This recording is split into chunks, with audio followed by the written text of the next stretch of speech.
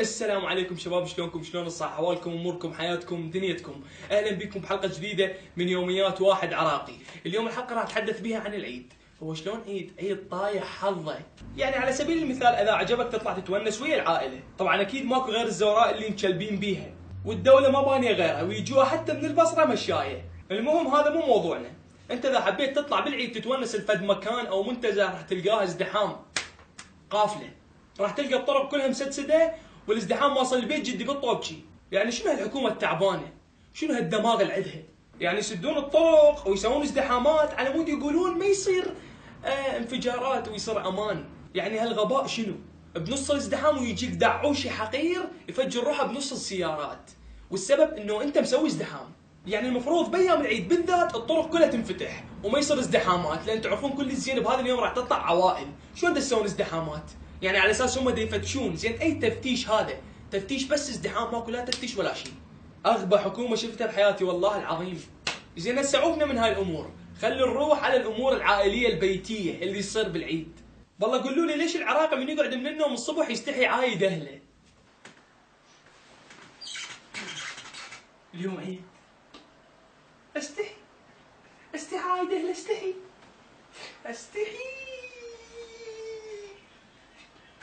اسوي نفسي نايم.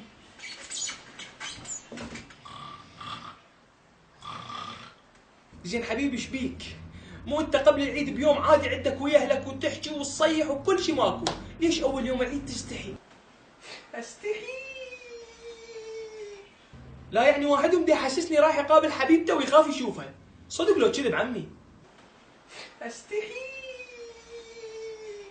لو المشكلة واحدهم يعايد ابوه ومسوي روحه يحبه وبداخله يفكر بالعيدية، ويظل مقابل ابوه قاعد بكل هدوء، واول ما يطيل العيدية ياخذ العيدية ويفلت، وابوه بعد ما يشوفه غير ورا 4 ايام.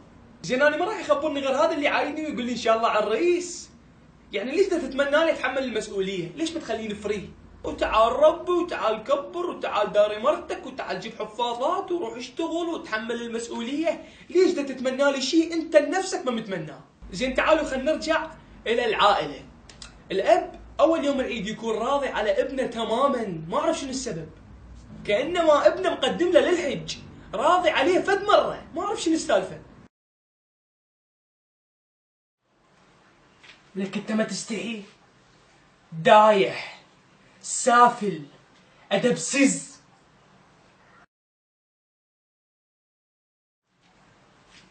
اغم، تظل طول عمرك فاشل، ما تقرا، ما تدرس، زمال. لك الله يطيح حظك، لك ليش وقت تبقى هيج؟ قلبي وربي ما راضين عليك، قلبي وربي ما راضين عليك، قلبي وربي.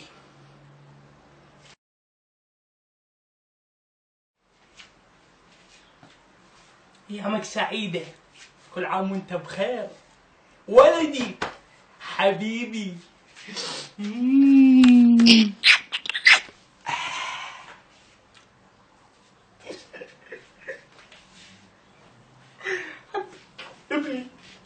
ابني تعال شوف ابني.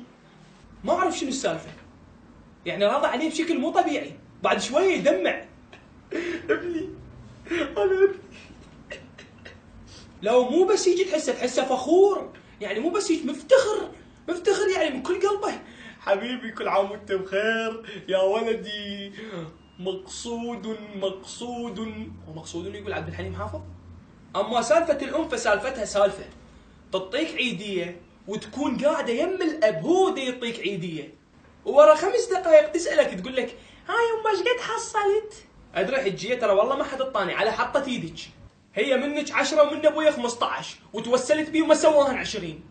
شباب طبعا الى هنا تنتهي الحلقه، اذا عجبتكم سووا لها لايك، واذا ما عجبتكم سووا لها ديسلايك. ان شاء الله يا رب تكون عجبتكم. لا تنسون تسوون اشتراك بالقناه وتسوون لايك على صفحاتي على الفيسبوك والانستغرام، موجودات الروابط لي جوا. وبالختام اتمنى ينقرضون هذول الدنبكتشيه اللي بالاعياد يدقون ويرقصون ويهزون لي بالشارع. اتمنى جماعه التاجير اللي برا ما ياجرونهم طبول ومزايق، لان بصراحه وعدهم ده يهز بنص الشارع. فبطلون اخواني، عيب عليكم. والسلام عليكم ورحمه الله وبركاته. حبكم.